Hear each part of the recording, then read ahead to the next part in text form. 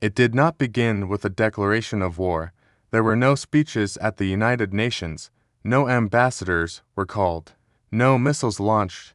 It began with something far quieter, a vibration in a pocket, a notification lighting up millions of screens at once. On December 16, 2025, a single post appeared on Truth Social. In less than 280 characters, President Donald Trump did not merely announce a new sanction on Venezuela, he erased a country with one sentence. The United States moved from economic pressure to physical enforcement, from paperwork to warships, from diplomacy to seizure. The order was unprecedented in modern history. Every unauthorized vessel entering or leaving Venezuelan waters was now subject to interception. Every tanker carrying Venezuelan crude was declared illegitimate. Every floating asset was reclassified not as trade, not as commerce, but as stolen property. Within hours, a steel wall formed across the Caribbean. U.S. Navy destroyers, positioned with deliberate geometry, sealed the maritime arteries that kept Venezuela alive. Nothing went in. Nothing came out. This was not a show of force. It was a full-spectrum blockade. The objective was not symbolic. It was transactional. The blockade would remain in place until Venezuela returned what Washington claimed it had taken over the past 2 decades: the oil fields, the infrastructure, the contracts, and the assets built with American capital and technology. Trump's message was blunt. Diplomacy was over. Negotiations had failed. The repossession phase had begun. Within the first 24 hours, U.S. naval forces boarded and seized multiple tankers in international waters. Nearly 4 million barrels of crude oil were taken under armed supervision and redirected under American control. In Caracas, the language was immediate and furious. The Venezuelan government called it piracy, a neo-colonial assault, high-seas robbery carried out under the flag of economic justice, but Washington rejected the accusation outright.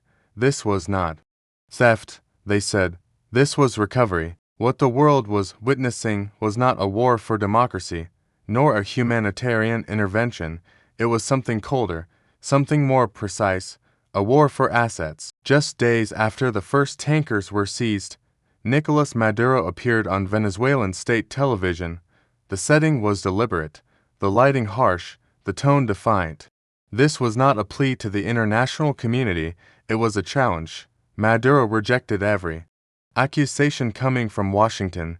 He called Trump's claims of stolen assets a lie, a fabricated pretext designed to justify regime change under the cover of legality. According to him, this was not about old contracts or unpaid debts, it was about sovereignty. He warned that the United States intended to install a puppet government in Caracas, a temporary regime that would rewrite the Constitution, sign away the nation's mineral wealth, and restore foreign control over Venezuelan soil. Then he made a prediction.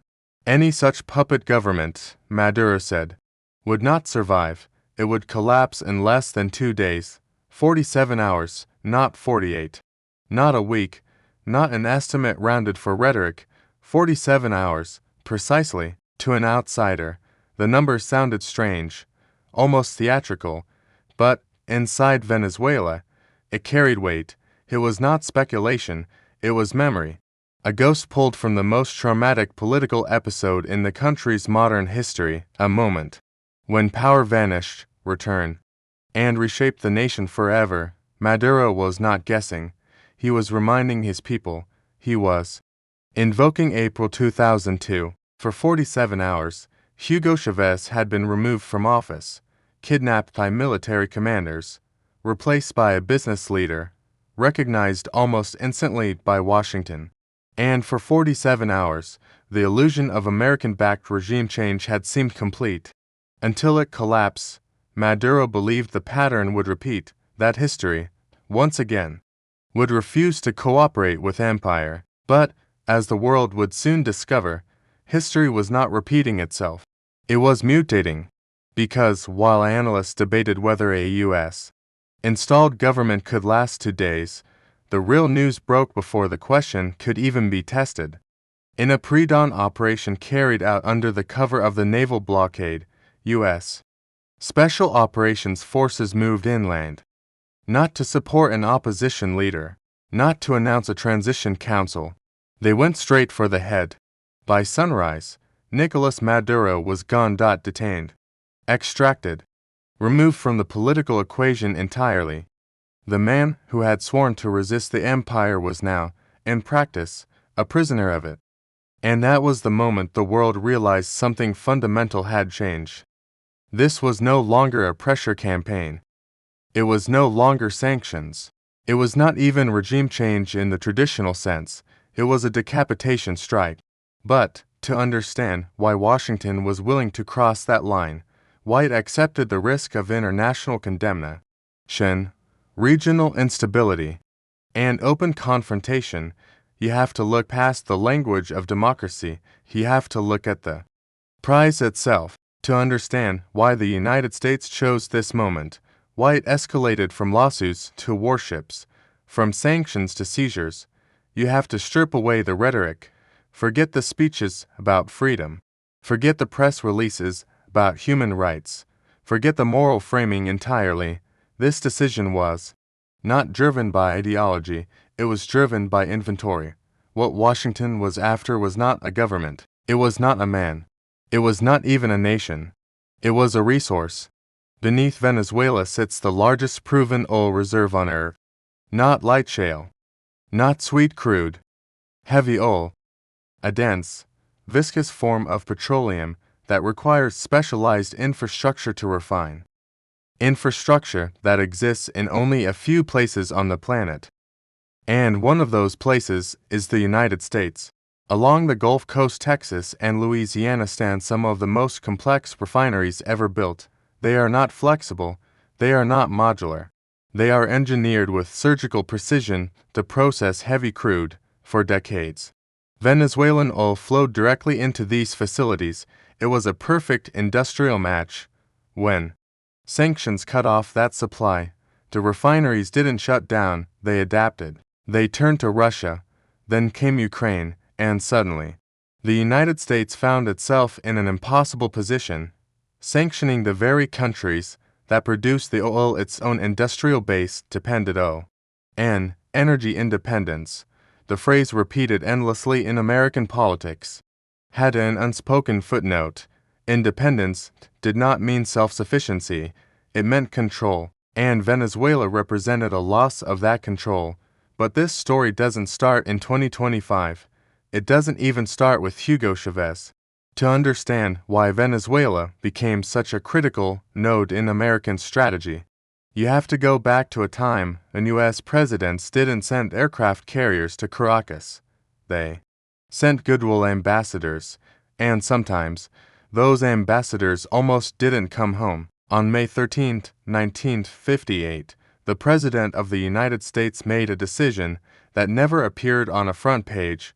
Dwight D. Eisenhower quietly ordered the Department of Defense to mobilize 10,000 troops. To companies of airborne infantry, to companies of U.S. Marines, they were flown to forward positions in Cuba and Puerto Rico.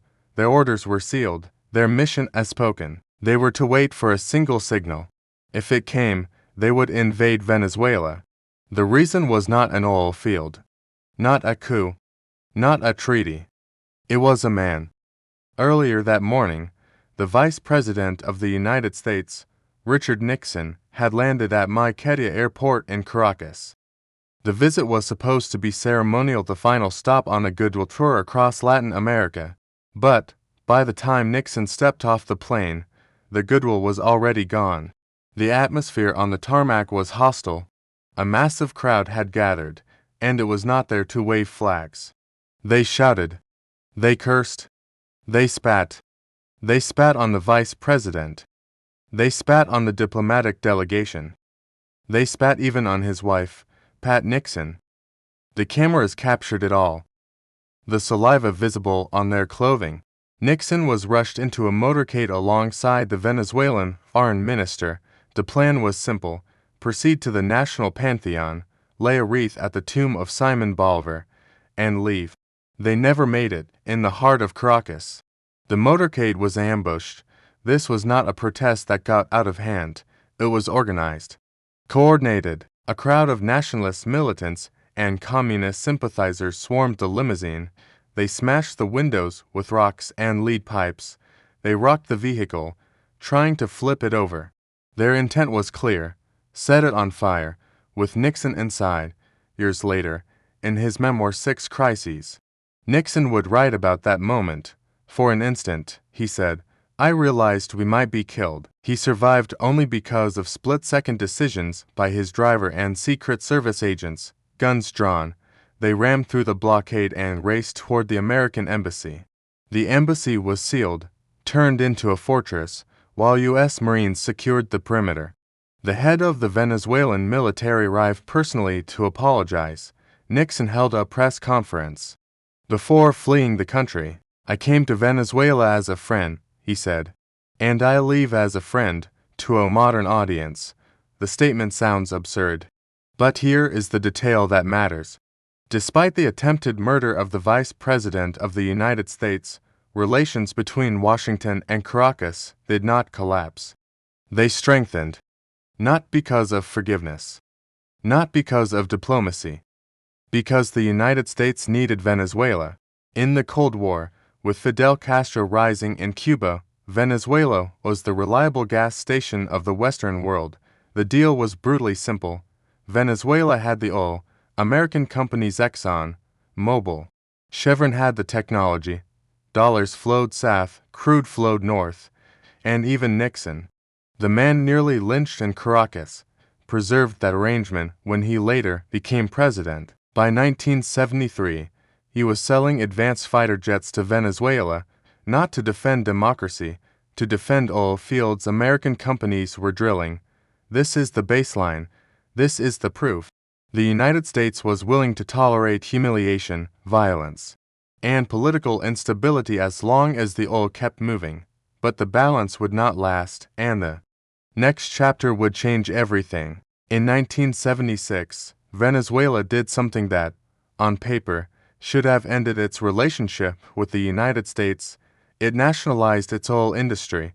For most countries, that single word nationalization has historically been enough to trigger sanctions, capital flight, and covert retaliation. But in Venezuela's case, something unusual happened. Washington did not revolt. American companies did not flee. The relationship survived. The reason lies in the details. This was not a seizure, it was a transaction. Under President Carlos Andrés Pérez, Venezuela took control of its oil assets, but it paid for them. American companies were compensated with cash and long-term bonds. The deal was structured, negotiated, and legally recognized. A new state-owned company was created, PDVSA. But here is the critical point. PDVSA was not built as a ministry. It was built as a corporation. The engineers stayed. The managers stayed. The operational culture stayed. American expertise continued to run Venezuelan oil, only now under a Venezuelan flag. For nearly 2 decades, the system worked. PDVSA became one of the most efficient national oil companies in the world. It operated globally. It reinvested. It behaved like a multinational firm, and in doing so, it created a dangerous illusion. PDVSA became more powerful than the state that owned it. Its executives earned more than ministers. They wielded more influence than elected officials. They answered, in practice, to global markets rather than to Venezuelan voters. In a country where poverty remained widespread, this imbalance was combustible. Oil wealth existed, but it did not flow downward. By the late 1990s, Venezuela was a pressure vessel, and pressure vessels eventually rupture. That rupture arrived in 1998. His name was Hugo Chavez. When Hugo Chavez took office in 1999, he did not see Venezuela as a partner in a global system. He saw it as a victim inside one. Chavez was not interested in managing the existing order. He wanted to settle a score. He ordered a review of the oil contracts signed during the liberalization wave of the 1990s. What he found confirmed his suspicions. Through accounting loopholes, tax holidays, and complex profit-sharing agreements. Some foreign companies were paying almost nothing to extract Venezuelan oil on paper. The state owned the resources and practice. It captured very little of the value. Chavez decided to change the math. In 2001, he pushed through a new hydrocarbons law. Royalties were raised to 30%. The state demanded majority ownership in all oil projects. The message was unambiguous. You can still make money here, but you will no longer dominate the deal. To Chavez, this was not radical. It was sovereignty.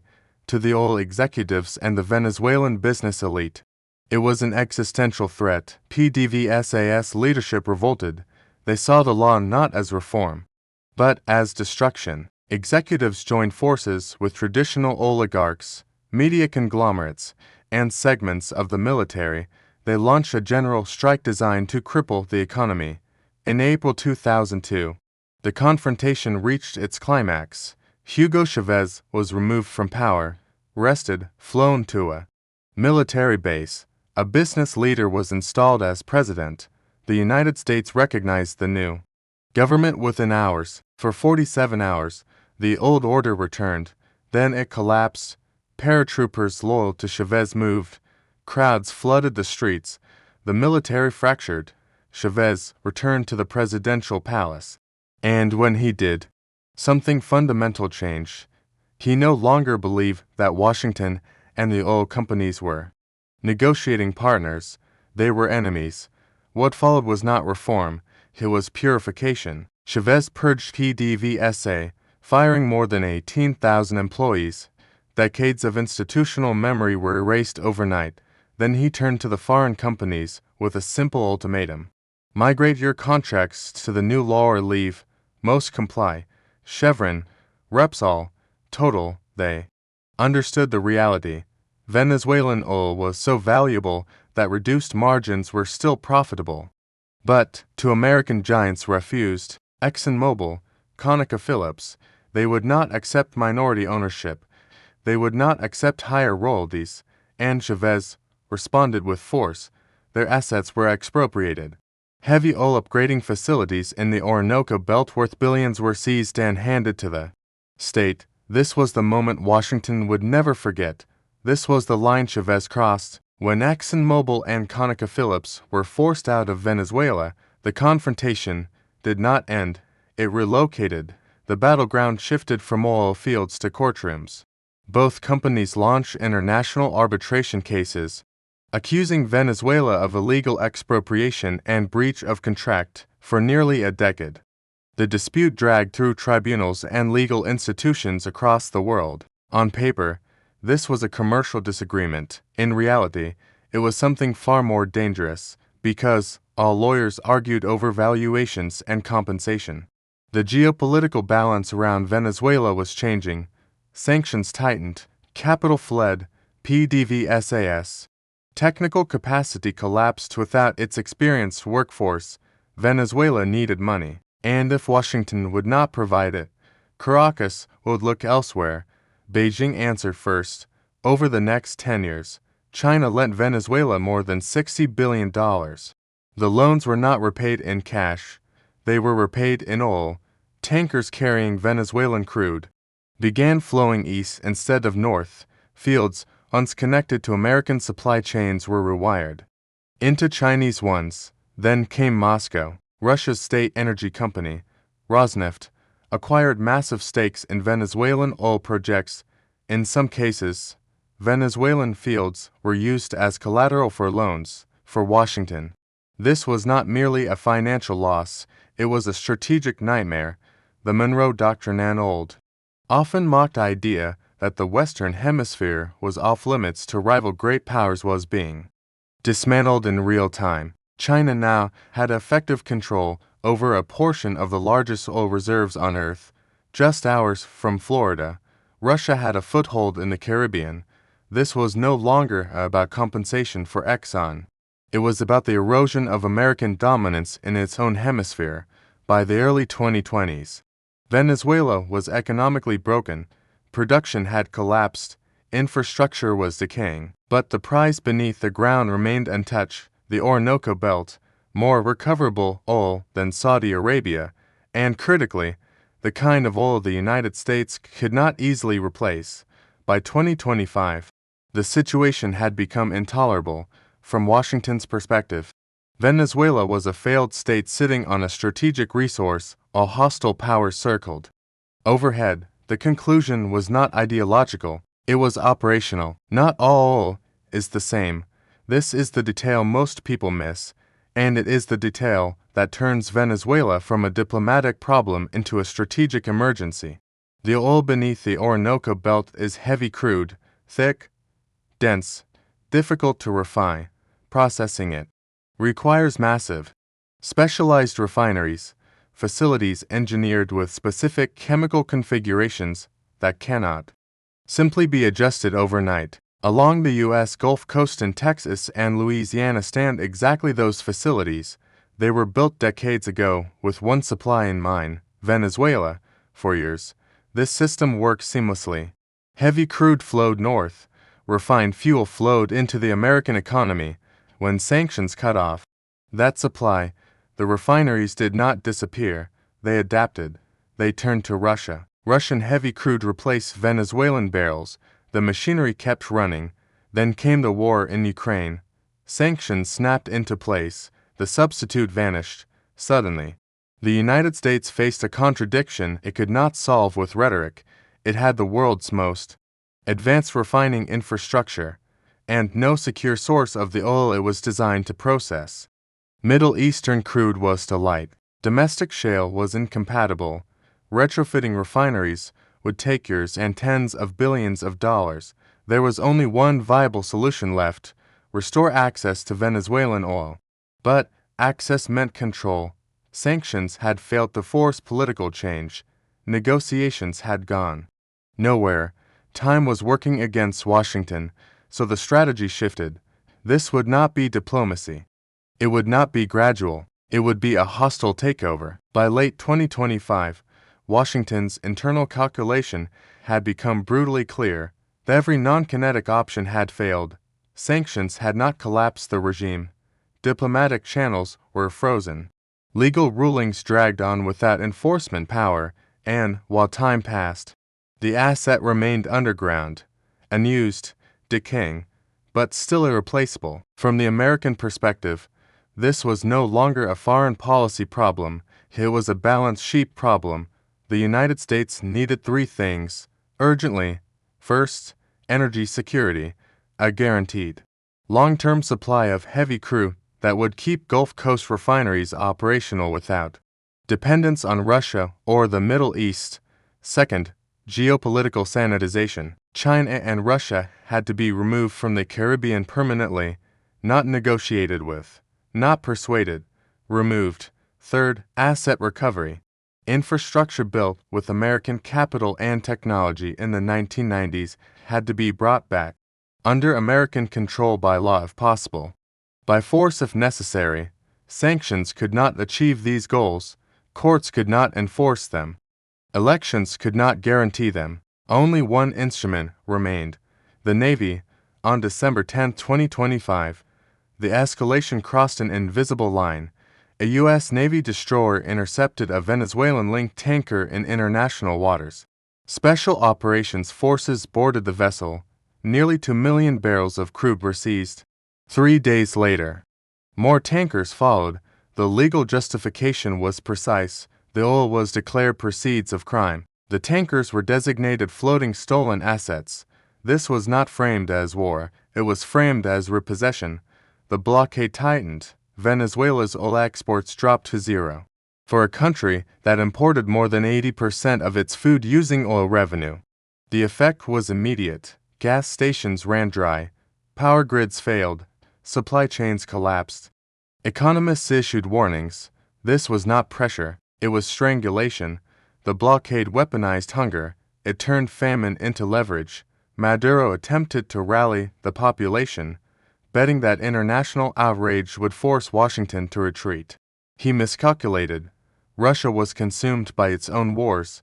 China, facing economic slowdown, was unwilling to risk a naval confrontation with the United States over a debt-ridden ally. Venezuela stood alone, and alone, it could not resist a siege. The collapse came quickly, not with a full-scale invasion, not with columns of tanks rolling through Caracas. This was not Iraq, it was not Panama, it was something far more precise. U.S. intelligence had spent months penetrating Maduro's inner circle. Communications were compromised, security routines mapped, lawless identify. When the moment came, the operation unfolded in layers. First, the blackout. A coordinated cyber attack struck Venezuela's air defense and command systems. Radar screens went dark, communications fractured, confusion spread upward through the chain of command. Then the insertion, under cover of the naval blockade. Stealth helicopters crossed Venezuelan airspace. A specialized extraction team was deployed directly onto the grounds of the presidential palace. There was no televised battle, no heroic last stand. By the time most of the country woke up, it was already over. Nicolas Maduro had been detained. Images released hours later felt eerily familiar. A defeated leader, hands restrained, escorted by foreign soldiers toward an awaiting aircraft. It echoed Panama in 1989, when Manuel Noriega was seized and flown to Florida. It echoed Iraq in 2003, when Saddam Hussein was pulled from hiding. Different decade, different country, same playbook: isolate the leader, cut the communications, extract the high-value asset. Because that is what Maduro had become, an obstacle. This was not about revenge, it was about market access, with Maduro removed and a U.S.-backed transitional authority installed. The consequences were immediate and enormous. With Maduro removed and the transitional government installed under Washington's supervision, the benefits to the United States were immediate and measurable. First, China was pushed out. The new Venezuelan authority announced it would default on more than $60 billion in Chinese loans. The justification was legal, not ideological. The debts were declared odious, incurred by an illegitimate dictatorship, not binding on the successor state. With a single announcement, Beijing's leverage evaporated. No oil repayments, no collateral, no foothold in the Caribbean. Second, American refineries were fed. Heavy Venezuelan crude began flowing north once again. Tankers no longer diverted east. The Gulf Coast specialized infrastructure roared back to life. Gasoline prices in the United States dropped, not dramatically, but predictably, just enough to matter, just in time for elections. Third, a strategic reserve was secured. The Orinoco Belt, holding more recoverable oil than Saudi Arabia, was effectively folded into the North American energy sphere, not annexed, not nationalized, controlled. This was the $20 trillion prize, not in cash, not in barrels sold overnight, but in optionality, the ability to decide when the oil moves, where it flows, and who profits. The image of Nicolas Maduro being led onto an American transport plane became the defining photograph of the decade. It sent a message that did not need to be translated. The United States was no longer merely competing for resources. It was taking them. In Washington, the victory laps began immediately. Defense officials spoke of a clean operation. Energy analysts praised the restoration of stability. Politicians framed the outcome as justice delayed, now delivered on Wall Street.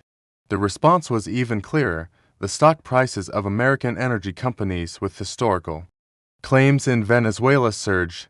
Chevron, ConocoPhillips, even the remnants of old Exxon-linked interests rallied. The narrative was simple: the stolen wealth was coming home. But in Venezuela, the reality looked nothing like a victory. The blockade had not been lifted. Tankers still did not dock. Refined gasoline still did not arrive. For weeks, no fuel entered the country. Hospitals rationed power. Water treatment plants failed. Food distribution collapsed. The reparations demanded by Washington were not paid in money. They were paid in hunger. Economists warned that the blockade had crossed a line. It was no longer a sanction regime. It was the weaponization of famine. Children bore the cost of asset recovery.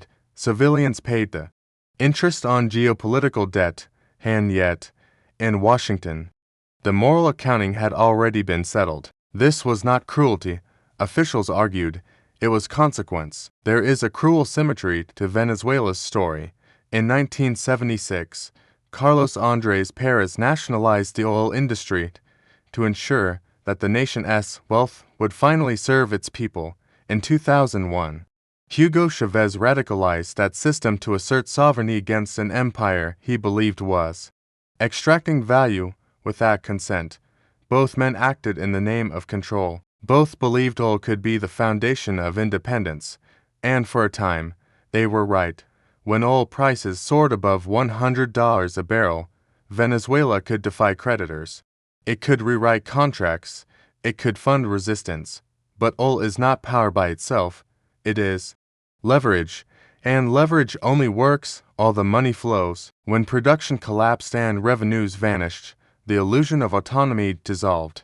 The creditors return, not with lawyers, with warships. By 2026, the nationalization of Venezuelan oil had been reversed not by legislation, not by elections, but by force. The oil was once again effectively American property, not owned outright, not annexed, but controlled, escorted by U.S. naval vessels, refined in U.S. facilities, priced within U.S. political cycles. Sovereignty had not been abolished, it had been subordinated. Modern economics tells a comforting story that markets are neutral, that contracts are voluntary, that prices emerge naturally from supply and demand. But Venezuela exposes the lie. Markets do not exist in a vacuum, they exist inside power structures. When contracts are broken by small nations, they face arbitration. When contracts are broken by strategic nations, they face blockades. When contracts are broken by enemies, they face war. The difference is not legality, it is leverage. Oil was never just a commodity, it was a strategic asset embedded inside a military order. Venezuela believed it could exit that order while still selling into it. It believed sovereignty could coexist with dependency. It could not, because the global economy is not enforced by trust, it is enforced by fleets. The United States did not seize Venezuelan oil because it was greedy. It seized it because the system requires obedience. If nationalization succeeded without consequence, others would follow. If contracts could be erased without punishment, capital would flee. So punishment had to be visible, public, unmistakable, not to Venezuela, to everyone watching. Venezuela is not unique, it is simply the clearest example.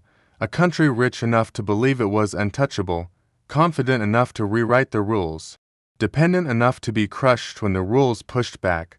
The lesson is not that nationalization always fails, nor that empires always win. The lesson is simpler and darker. Economic independence is not declared, it is defended, and defense requires more than resources. It requires alliances, technology, industrial depth, military credibility.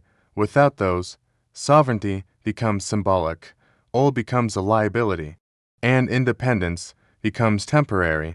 For every nation watching this unfold, the message was unmistakable. If you want to exit the system, you must be strong enough to survive outside it. Otherwise, the system will remind you why it exists, not with speeches, but with ships.